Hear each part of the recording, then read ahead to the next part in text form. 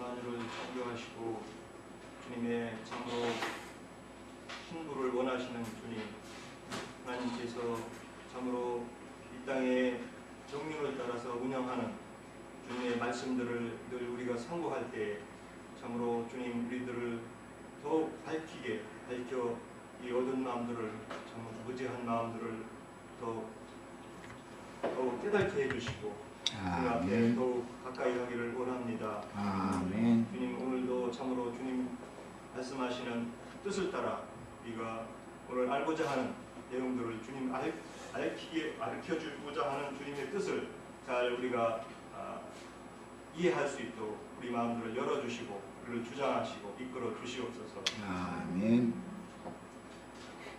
아멘. 형제님 기도 말씀처럼 이어지는 신명기 말씀을 통해서 우리들의 신앙이 어디에 목표를 두고 어떻게 신앙생활을 해야 할 것인가 잘 참작해가면서 듣고 이런 말씀이 구원의 말씀이 될 수 있도록 신명과 마음속에 잘 새겨주시기를 주의 이름으로 기도합니다.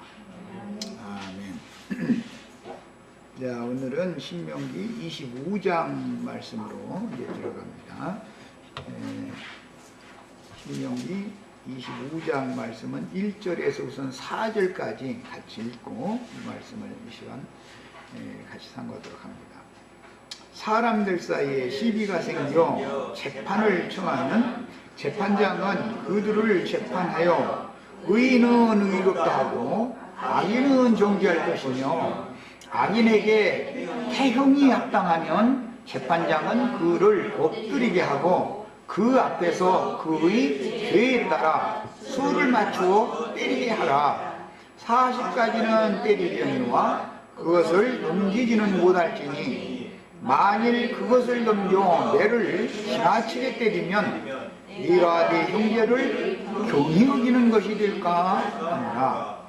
곡식 떠는 소에게 망을 씌우지 말지니라.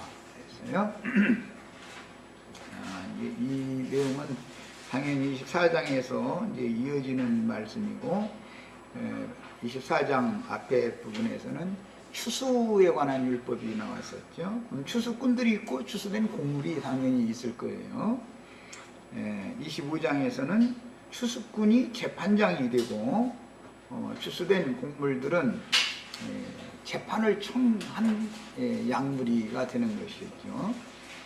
그리고 이제 매를 쳐서 매로 다스리는 그 태형에 관한 율법이 나왔는데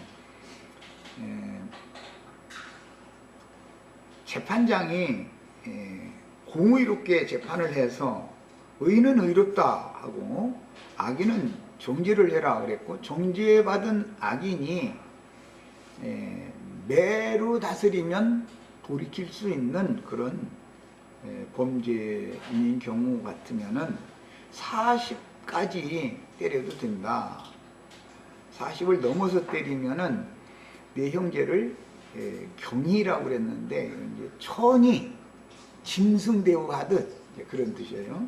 천이 여기는 것이 될까 하노라. 그게 짐승 휘둘게 저기 막 함부로 때려서 짐승 다스리는 것처럼 이스라엘 백성들을 그렇게 아무리 주인이라 할지라도 그렇게 다스리면 안 된다. 이제 그런 제한을 두신 내용이고, 태형율법에 따라 붙은 말씀이 곡식 떠는 소에게 망을 씌우지 말지니라라고 이렇게 마무리 말씀을 했는데 이건 따로 떨어진 단락 말씀이 아니고 태형에 연결되어진 말씀이에요. 그래서 곡식 떠는 소는 재판장이에요. 여기서는 4장 말밑 부분에서는 추수꾼이에요. 곡식 떠는 소에게 망을 씌우지 말아라 이렇게 했어요. 곡식 떠는 소가 볕단이나 밀단이나 이런 걸 자꾸 이렇게 먹으려고 고개를 내들고 불발하고 그러면 안 되니까 이제 망을 씌워서 일을 시키는 것은 하나의 상징이죠.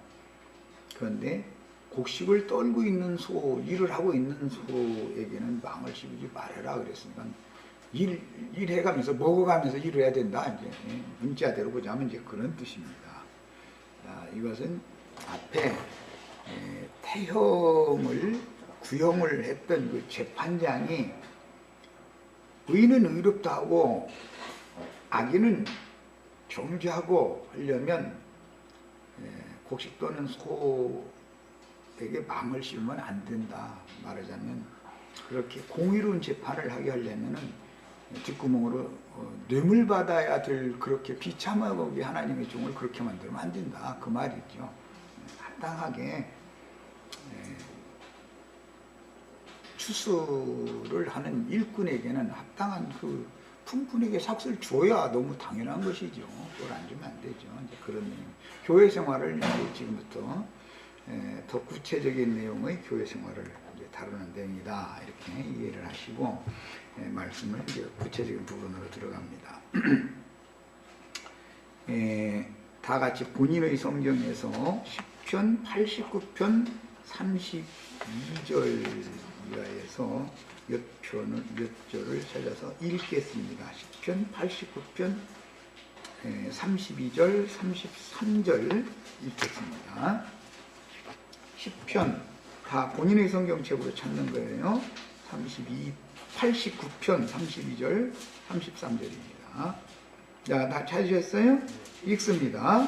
내가 지팡이로 저의 범과를 다스리며 채찍으로 저의 죄악을 진책하리로다.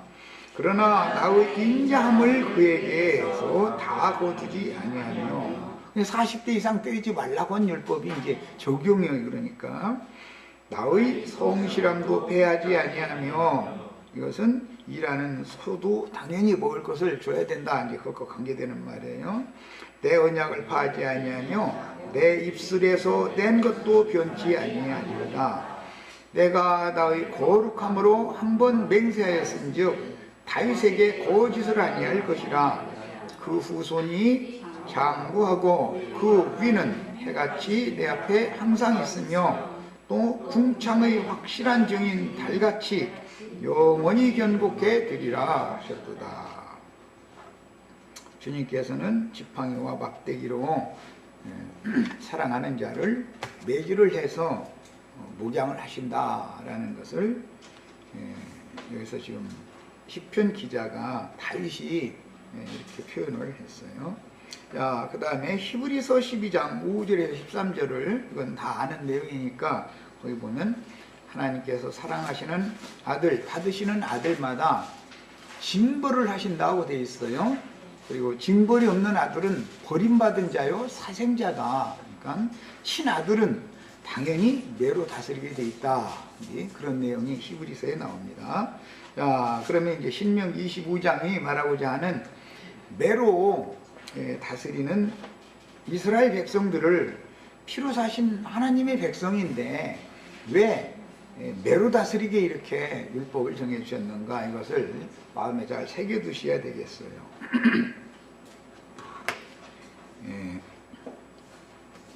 여호와께서 이런 율법을 주신 것은 자기 백성들을 반듯하게 훈육하고 잘 길러서 하나님이 받으시는 제물들이 다 되게 하는 방법이다라는 걸 지금 계시하는 것이고, 교회 생활에서 당연히 성도들은, 구속받은 성도들은 불의한 일이 있다고 제사장에 의해서, 즉 복음을 전하는 자에 의해서 이런 것은 의로운 것이지만 이런 것은 불의한 것이다 라고 재판을 이제 할 때, 그 재판이라는 건 전부 말씀이 법이니까 말씀으로 하는 거니까 말씀에 비추어 봐서 하나님 앞에 내가 잘못한 것이 있으면 매질을 당해야 된다, 지금 그 말이에요. 그런데 그 매질을 순위 받으면 복이 되는 것이고, 매질하는 것을 거부하면 복을 차는 것이죠. 그런데 사람은 말은 지난번에 우리 찬송 배울 때도 매로 다스리소서 했는데, 그거 우리 김영숙 자매 아주 너무 많이 맞아서 난 그게 두렵다고 이제 그랬는데, 사실은 인생이 끝날 때까지는 매가 떠나면 사람이 방자해지고, 아무리 신앙이 좋고 훌륭한 인품을 가진 사람이라도 하나님의 매가 떠나가 버리고 맷손이 안 오면 사실은 하나님께서 나의 그 영혼을 관심을 두지 않는다라는 뜻이고 버렸다는 뜻이에요. 이제 창세기 6장에서는 이것을 내가 사람을 떠나서 다시는 사람과 함께 하지 않겠다 이렇게 번역을 해놨는데 거기 다투어 주지 않겠다 그런 말이야. 다툰다는 것이 매를 치는 것을 말하는 것이기 때문에 말하고자 하는 의미를 잘 아셔야 되겠어요. 구속받은 성도들이 신앙생활에서는 육신이 좋아하고 인간들이 세상에서 마음에 드는 것들만 주는 분이 아니죠. 양면성이 늘 있죠. 뭔가 잘 해나가면은 당연히 좋은 일을 자꾸 주시지만 뭔가 하나님 마음에 안 드는 짓을 습관적으로 계속하면 한 번은 뭐라 가다가 딱 붙잡아다 놓고서 매질을 해서 버르쟁이를 고쳐야 된다 그런 말이에요. 말하자면 하나님은 이렇게 공과 사가 아주 엄격한 분이고 사랑하심과 의로우심을 아주 엄격하게 하시는 분이죠. 이런 하나님을 믿어야 되는 거예요. 교계에서는 그냥 예수 믿으면 구원받고 날마다 축복만 주고 그런 예수를 자꾸 예수님을 오해 잘못 소개하다 보니까 사람들이 예수 믿고 나서 세상 사람보다 더 무대져 버려. 막 풀어져 가지고 방자하게 행하려고 그러고 이제 그러다 보니까 교회 안에서 하나님의 말씀을 맡아서 양머리를 이렇게 재판하고 훈육해서 기르고 하는 하나님의 종을 그냥 굶겨버려. 입에다 망을 씌우고 나몰라라 해버려. 이런 생활에서는 안 된다 이거예요. 자, 이사야서 10장 5절을 읽겠습니다. 이사야서를 찾아 읽어봅니다. 말하고자 하는 의도를 이해를 시키려고 그래요. 이사야 10장에 보면은 아수르 왕이나 바벨론 왕을 자기 백성을 훈육하는 몽둥이로 채찍으로 쓰는 얘기가 나오죠. 그 몽둥이 다 쓰고 나면은 그을린 부직갱이처럼 불 쪽에 아주 누버릴 거다 이제 그랬죠. 그러니까 아시리아 왕이나 바벨론 왕은 구속하신 하나님의 백성들 버르쟁이 고치는 몽둥이로 채찍으로 사용하시고 나서 그 채찍이 좋아서 쓰는 게 아니고 그 채찍 다 쓰고 나면은 부뚜막에서 그을린 부직갱이 그루터기와 같이 되어지면 불 쪽에다 넣어버리겠다 이제 그랬어요. 이게 무슨 말인가를 잘 이해를 하시면 되겠어요. 하나님은 이렇게 하시는 분이다. 자, 이사야서 10장 5절 읽습니다.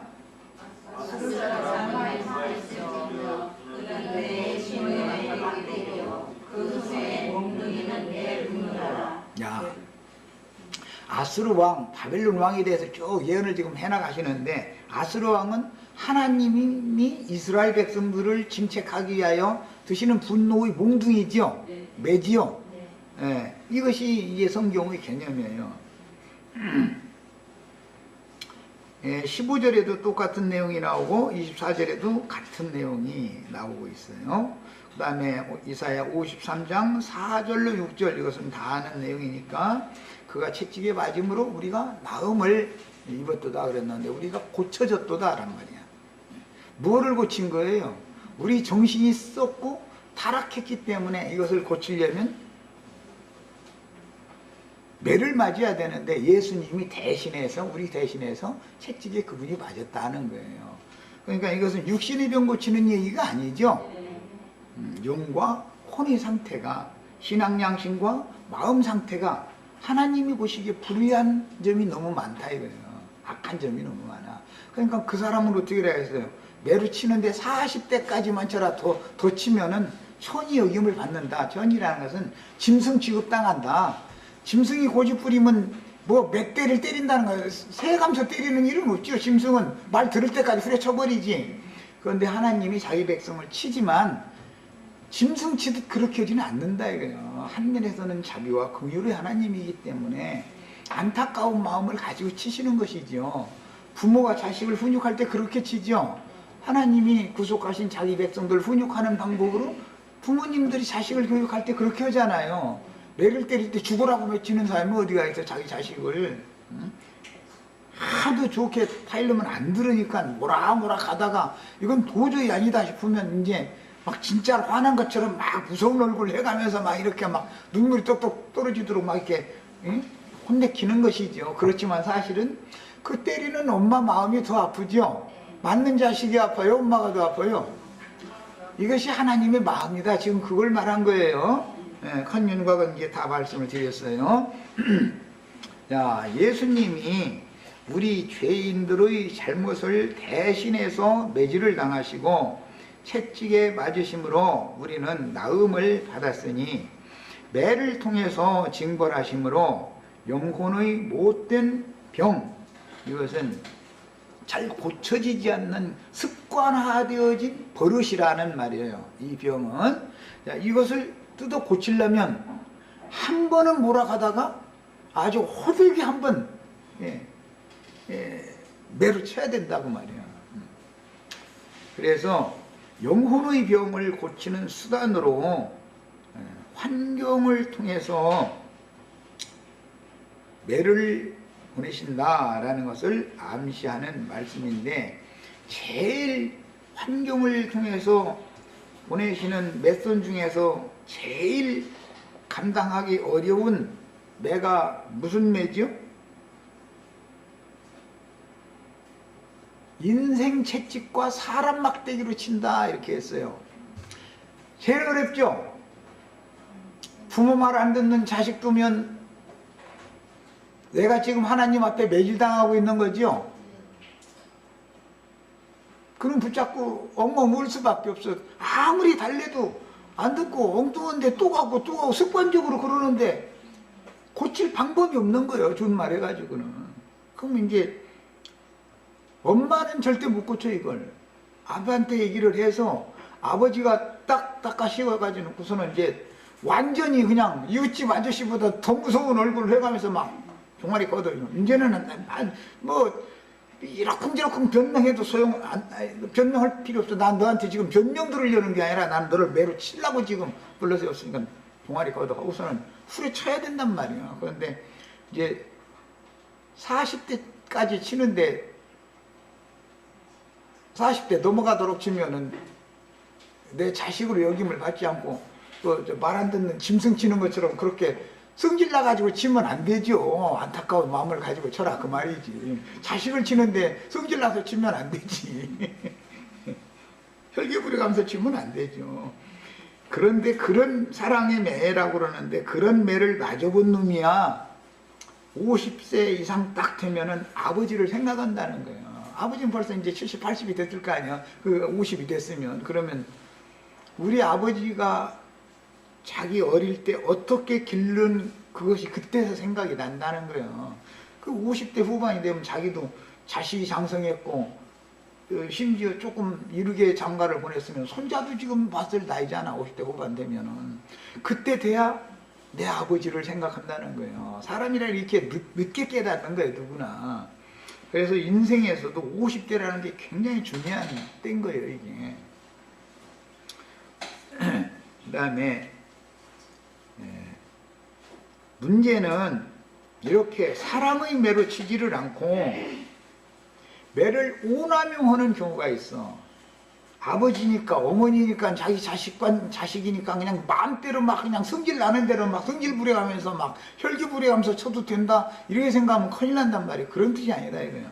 그런데 이 율법을 받아서 문자대로 지키는 유대 교인들은 매로 치는 율법을 오남용해서 예수님 치고 사도들 치고 믿는 신자들을 그렇게 쳤다는 거예요. 그러니까 이게 참 세상 말로 아이러니하다 그러는데, 율법을 하나님의 말씀을 오해하면은 큰일 나는 것이죠.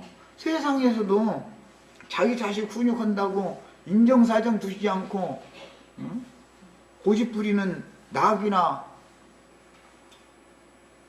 뭐 당나귀 뭐 이런 것들 그냥 고집 꺾어놓을 때까지 무릎 꿇릴 때까지 후려치는 그런 식으로 치면 안 된단 말이야.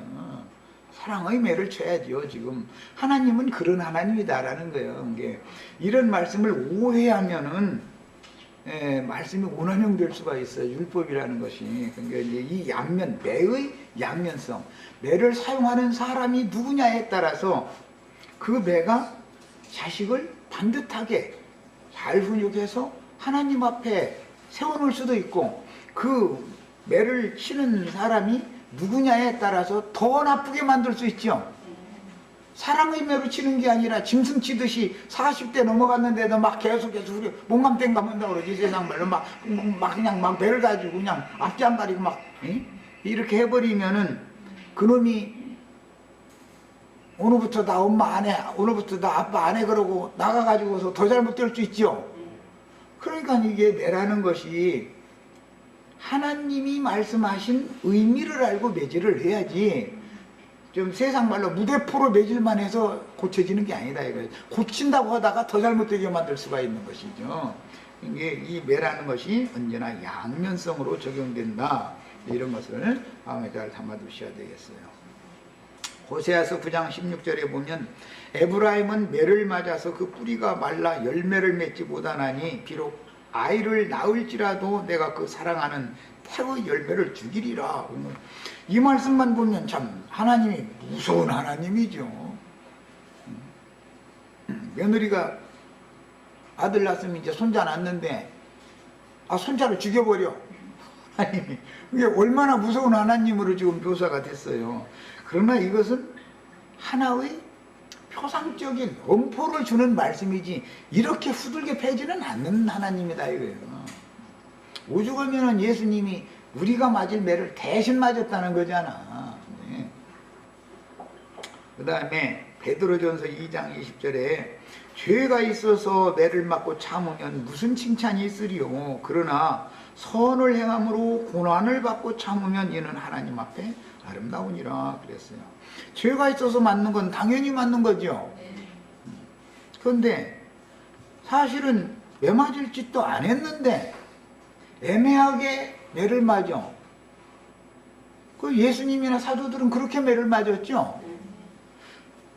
이것은 하나님 앞에 아름답다, 이렇게 신약성경에 표현을 했어요. 똑같은 매인데도 어떠한 용도로 왜 사용하느냐 이런 말이에요. 그리고 누가 사용하느냐, 그 매를. 이게 참 중요하죠. 아무리 좋은 것도 돈이라는 것이 굉장히 유익한 것이죠.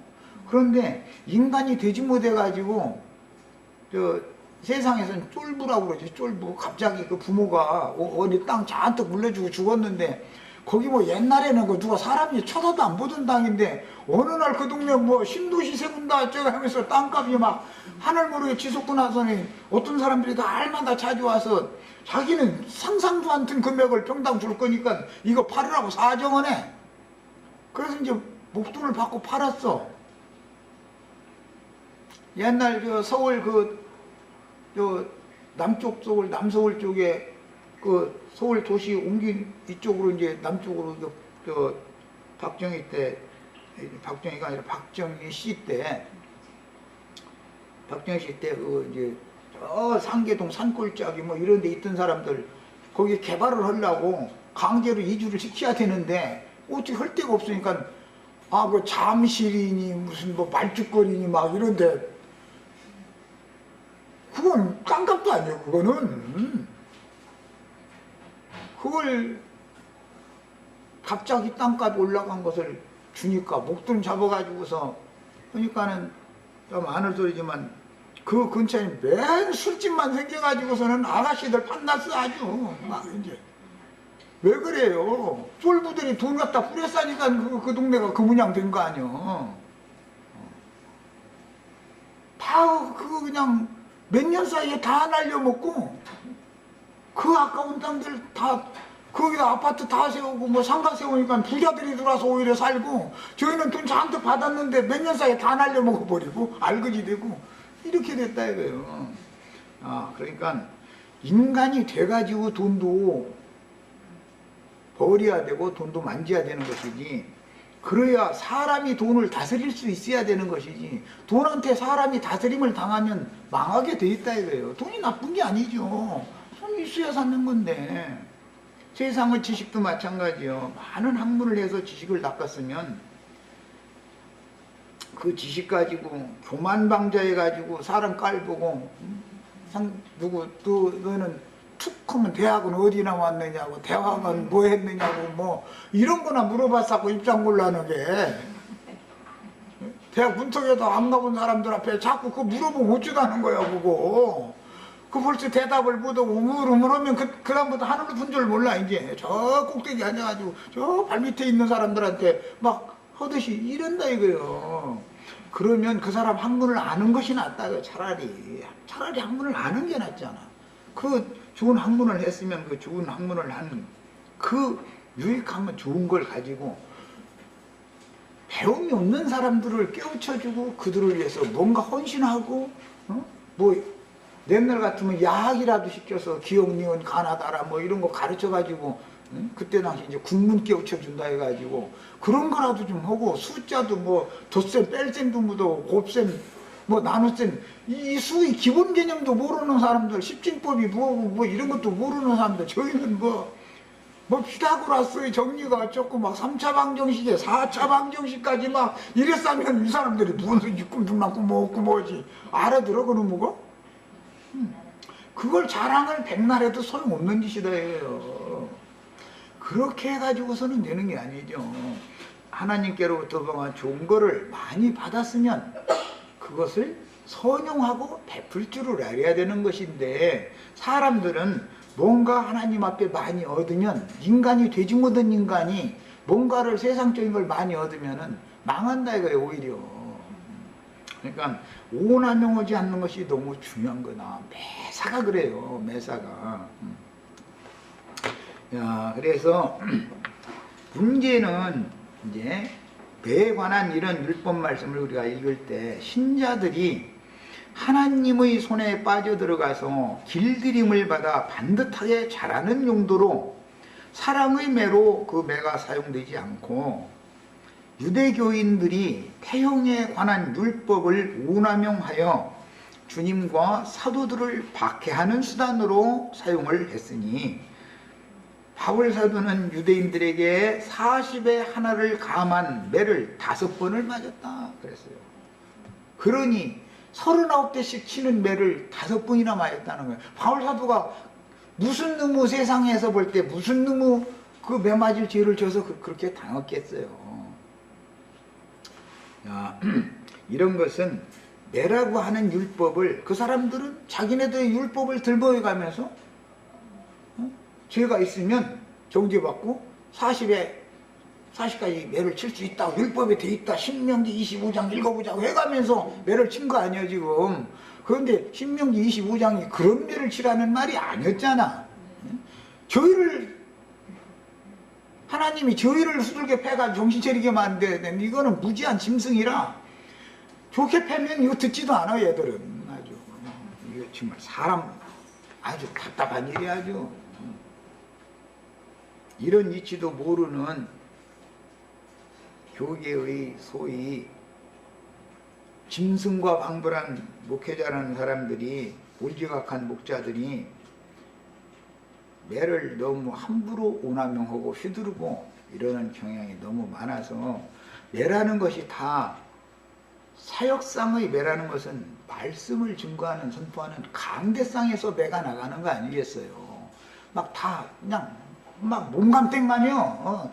이제 저한테 지 입에 뭔가 달콤한 사탕이라도 울려줘야 되는데 왜 내 입을 이렇게 심심하게 놔뒀냐 이 말이요. 가지고 막 후려치는 거야. 엊그제 얻어맞고 나서는 큰 근원에 가서 친정에 가서 돈 빌려다 갖다 바쳤는데, 이제 친정에 더 돈 빌리러 갈 엄두도 안 나 지금. 염치도 없고. 그런데 막 또 후들겨 쳐버려. 이런 짓을 반복한다고요. 이게 뭐냐, 하나님의 말씀을 크게 오해한 사람들이 하는 짓이다. 똑같은 성경인데 유대교 지도자들이 예수님한테 모세의 글에는 이렇게 하라겠는데 당신은 무엇이라고 설명을 해석을 하겠습니까? 야, 너희는 그 글을 어떻게 읽느냐고 역질문하죠. 네. 그러니까 이렇게 읽는다 그러면 너희가 하나님의 능력도 하나님의 말씀도 모르기 때문에 크게 오해하였도다. 하나님의 본래의 뜻은 그게 아닌 것이다. 이렇게 설명하시죠. 예, 하나님이 이런 말씀하실 때는 속에 감추인 원래 하나님의 마음이 숨겨져 있는 것이다 이거예요. 말씀을 가르치는 사람이면 당연히 하나님의 마음속에 감춰져 있는 이런 선하신 뜻을 분별을 하고 매질을 하든 뭐 후들기든 해야 되는 일인데 자기네들 도둑질하는 용도로 어리석은 신자들 불러 모아가지고 더러운 이익의 재료로 삼아서 헌금도 갖다 바치라고 후들게 패는 그런 짓을 하라는 말이 아니다 이 말이에요. 이거는. 예, 똑같은 성경을 읽어도 그가 받은 영, 그와 함께 하고 있는 영이 어떠한 영이냐를 말씀을 가르침을 받을 때는 말씀을 가르치는 여기서는 이제 제사장이 말씀을 증거를 할 때 분별을 해가면서 드려야 되는 거다. 그 사람이 하나님의 빛의 세계에서 온 천사들과 함께하는 사람인지 무적행에서 지옥 세계에서 올라온 사탄의 영들과 함께하는 그런 영을 가진 사탄의 사자인지 이것을 분별해가면서 드려야 된다고요. 똑같이 말씀을 가르치면 받는데 어떤 세계에서 누구에게 보냄받은 사자를 통해서 구원에 들어가고 누구에게 보낸 사자를 통해서 멸망에 들어가잖아. 이렇게 중요한 거예요. 예, 마태복음 10장 17절에 보면 사람들을 삼가라. 어떤 사람들이에요? 메르치라는 율법 말씀을 오남용하는 사람들 잘 조심해라 그 말이에요. 사람들을 삼가라. 그들이 너희를 공회에 넘겨주겠고, 아니, 교계에서나 사도신경 한다고 거룩한 공회와 뭘 믿는다고 하죠. 공회는 예수님 재판에서 죽이는 일만 하는 짓인데 그 거룩한 공회를 그렇게 주장을 해. 나 그래가면서 무슨 뭐 장로교 총회본부니 무슨 기독교 무슨 성결교회 뭐 총회본부니 맨 공회 얘기만 따졌어. 당신네는 효단이 뭐냐 그 말이나 해서 도대체 이 사람들이 이게 뭐하는 사람들이야. 그리고 그들의 회당에서 채찍질하리라 그랬어요. 문자대로라면 예배당에 신자들 불러다 놓고 당신 엎드려 오고서 물질적인 매를 치겠어요? 지금 그 말이 아니죠. 강대상에서 매질을 한다고 하면 강대상에서 설교로도 매질하고 기도로도 매질할 수 있어요. 기도로도. 앉아있는 어떤 성도가 앉아서 목사라는 사람이 기도를 하는데 가만히 들어보니까 막 자기 영혼을 막 계속 인정사정 후려치는 기도할 수 있죠. 막 이런 자들이 이 교회 중에 있는데 이게 저주가 임해가지고 막 이런 말 막 기도를 막 퍼붓는 사람들이 있죠. 그게 뭐 하는 짓이냐 이거예요. 그 저주를 자기가 대신 받고 약물이에게는 축복으로 오게 만들어주라는 것이 목회자가 하는 사명이잖아. 대신 맞아야 되잖아. 맞으려면 지가 대신 맞아야 되는데 말이야. 이런 짓을 함부로 한다 이거예요. 이것은 너무 하나님의 마음을 모르는 인간들이요 말하자면. 그래서 그게 짐승들이라 그런 거잖아. 성경에 깨우지 못하는 짐승들이다 말이야. 목회자라고 하는 사람들이 다 목회자들 보고 짐승이라고 했잖아. 신약성경에 보면 짐승의 두 개는 깨닫지 못하는 짐승의 두 개는 등에는 매밖에 없어. 짐승은 매로 치면은 말을 들어요. 그런데 이 무지한 짐승들은 매로 쳐도 말을 안 들어. 왜 맞는지도 몰라. 이 참 답답한 일이죠. 사람이면 매로 치면은 깨달아야 되잖아. 자기 잘못을 깨닫고 돌이킬 줄 알아야지. 짐승과 인간이 다른 점이 뭐야? 그래서 사람을 치는 일이니까, 특히 하나님의 백성들을 치는 일이니까 40까지는 때리려니 그것을 넘기지를 못한다. 넘겨서 때리면은 내 형제를 천히 여기는 것이다. 그게 천히 여긴 짐승같이 막대하는 것이다. 이런 말이야. 우리 형제 자매님들 나동한 형제가 짐승 대하듯이 막대해버리면 하나님이 나동한 형제를 가만 놔두겠어요? 그건 뻔한 일이지. 그런데 그런 것을 모르고 그런 사역을 하는 것이 습관화되어져 버리고 길들여진 사람은 이런 말씀 강론을 들으면은 그 신명기 25장 말씀을 멋대로 풀고 잘못 해석하더만 잃어버려. 당연히 그 사람들이 볼 때는 지금 내가 말씀을 잘못 해석하는 거예요. 이게 정말 서로 답답한 일이요. 마태복음 20장 19절에도 이방인들에게 넘겨주어 예수님을 그를 조롱하며 채찍질하며 십자가에 못 박게 할 것이나 제3일에는 살아나리라 그랬어요. 이와 같이 예수님이나 사도들을 매로 불교치는 일을 유대교 지도자들이 그랬다 이거예요. 무슨 신앙과 상관없는 먼데 사람들이 그런 게 아니에요. 가까운 집안 사람들이 그 짓을 한 거예요. 그러니 이게 정말 참 답답한 일이죠. 그리스도의 사자인 주님이 이렇게 큰 핍박을 받은 것은, 또 바울 사도가 이와 같이 큰 핍박을 당한 것은 열심히 전파하던 유대교를 버리고 그리스도께로 돌아와서 복음을 증거하는 사역자가 되었기 때문이며, 주님의 예언이 응한 것이니 유대교인들은 율법을 운함용하여 예수님께 함부로 채찍질했고 주님께서 파송한 종들에게도 동일하게 대우를 했었던 것입니다. 근데 말씀을 깨달은 자들이 못 깨달은 자들이요. 이렇게 답답한 일이, 그러면 예수님이나 사도시대만 이런 일이 있고 그 후로는 그런 일이 없느냐? 매 세대가 이게 똑같은 것이, 이게 문제인 것이죠. 이제 본문에서 재판할 때 재판장은 이 재판장이라는 것은 로마서 15장 16절에 의하면 이방인들에게 하나님의 말씀을 전해서 옳은 대로 다 돌아오게 하는 일을 하는 사람들이 복음의 제사장 직분을 행하는 자들이다 그랬죠. 그게 구약시대의 제사장으로 성전에서 하나님과 백성들 사이의 어떤 문제를 화해시키는 직무를 행했었던 것은 상징이다 이거예요. 이것은 복음을 전하는 전도자들이 제사장 직무를 행할 것에 대한 구약 성경은 모형이니까 이런 이치를 알아야 되는 건데, 이런 말을 해도 또 이것도 못 알아들어.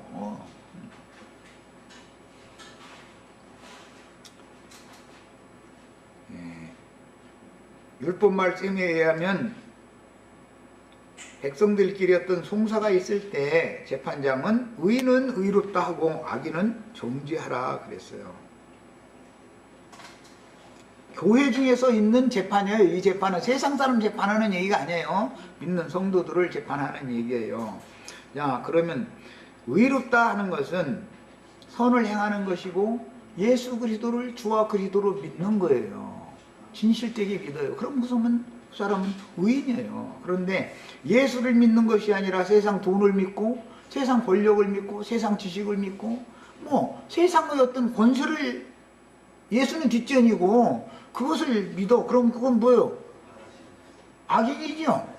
그는 악하다고 해야 되는 거예요. 그런데 제사장에게 악인이 뇌물을 줄 것 같아요? 의인이 뇌물을 줄 것 같아요?